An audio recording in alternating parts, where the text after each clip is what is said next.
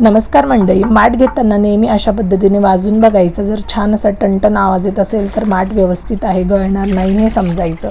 आता माठ घेतल्यानंतर एक मोठं बकेट किंवा मग टब घ्यायचा आहे आणि त्याच्यामध्ये हा माठ पूर्णपणे पाण्याने भरून ठेवायचा आहे.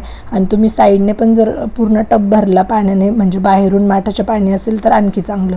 आणि 24 तास ह्या माठ अशाच पाण्यामध्ये राहू द्यायचा आहे. 24 तासानंतर इथे आता मी ह्या माठातलं पाणी रिकामं करून घेत आहे.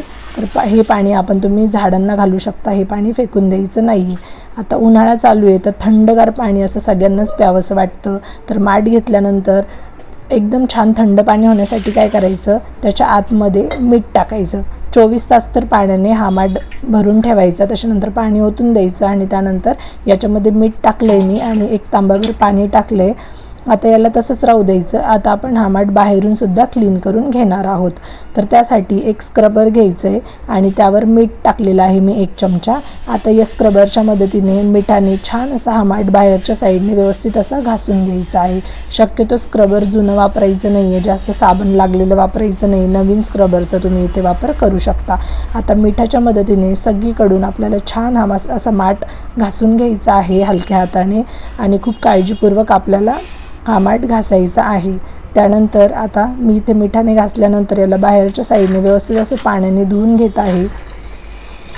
तर जर तुमचा माठ जुना जरी असेल आणि अशा पद्धतीने जर तुम्ही मिठाने वगैरे त्याला घासलं आणि तयार केलं तर जुन्या माठातलं पाणीसुद्धा थंडगार असं होतं. आता आतमधून अशा पद्धतीने आपल्याला हे फिरून घ्यायचं आहे पाणी, ठीक आहे. आणि आतमध्ये तुम्ही बघू शकता की किती घाण आहे. मला खूप जण असं मी व्हिडिओमध्ये ऐकलं होतं की माठाच्या आतमध्ये हात घालायचा नाही, म्हणून मी सुरुवातीला तर हात घातलाच नाही. परंतु नंतर बघितलं की आतमध्ये खूपच काळं काळं पाणी साचत होतं. त्यानंतर मग मी हाताने सुद्धा हा माठ आतल्या साईडने क्लीन करून घेतलेला आहे. तर आतून पण मीठ टाकलेलं पाणी मी ओतून टाकलं आणि त्यानंतर पुन्हा स्वच्छ पाण्याने 2 ते 3 वेळेस अशा पद्धतीने हाताने व्यवस्थित क्लीन करून हा माठ जो आहे तो चोळून घासून घेतला आहे. आणि त्यातलं पूर्ण जोपर्यंत काळं जात नाही तोपर्यंत हा माठ मी स्वच्छ असा धुवून घेतलेला आहे. त्यानंतर आतून बाहेरून 2-3 वेळेस मी हा माठ जे वापरण्याचं पाणी असतं ना त्यानेच मी इथे धुवून घेतलेलं आहे. आता नवीन माठ आणल्यानंतर 24 तास का भिजवायचं? जर तुम्ही लगेचच माठ धुवून भरून पाणी प्यायला घेतलं तर त्याचा वास जो आहे तो वेगळाच येतो आणि पाणी पण थोडंसं तुरट लागतं. त्यामुळे 24 तास किंवा मग 12 तास तरी तुम्हाला पाण्याने हा माठ भरून ठेवायचा आणि त्यानंतरच तो क्लीन करून त्यामध्ये पिण्याचं पाणी टाकायचं आहे.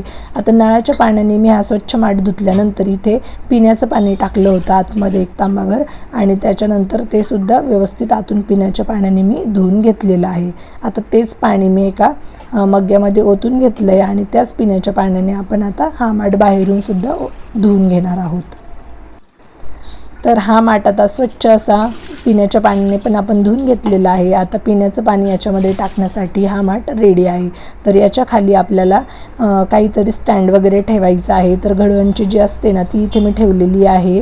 आणि आता याच्यामध्ये जे तुम्ही पाणी वापरत असाल पिण्यासाठी ते टाकून घ्यायचं आहे. आणि खरंच सांगते अर्धा ते 1 तासातच खूप सुंदर असं थंडगार पाणी ह्या माठामध्ये झालं होतं. आता भरून ठेवल्यानंतर झाकून ठेवलं आहे, त्याच्यावर एक ग्लास ठेवला आहे आणि हवं तेव्हा तुम्ही आता थंडगार असं नॅचरल थंड पाणी पिऊ शकता.